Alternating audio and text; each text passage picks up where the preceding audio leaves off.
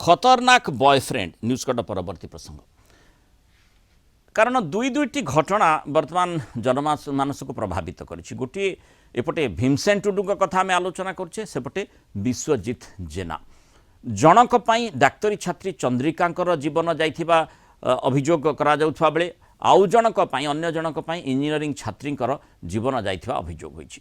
प्रतारक प्रेमिकंकर जेमती शिकार होउछंती उच्च शिक्षिता प्रेमिका जहाँ एबे चर्चार परिधि भीतर को आसीछि। उदलार डाक्तरी छात्री चंद्रिका मृत्यु मामलें पुरुष बंधु सत उगारिब। 2 दिना रिमांड रे ओएस अधिकारी भीमसेन टुडू जाइछंती। पुलिस आगे गोटी गोटी करी सत उगारिब भीमसेन। चंद्रिका मृत्यु रहस्यरू परदा हटेइब।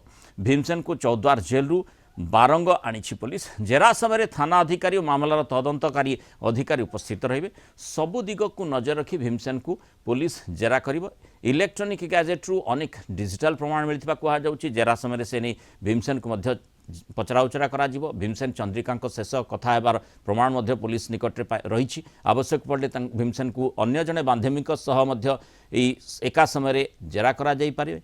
चंद्रिका हेम्र मृत्यु मामलें गत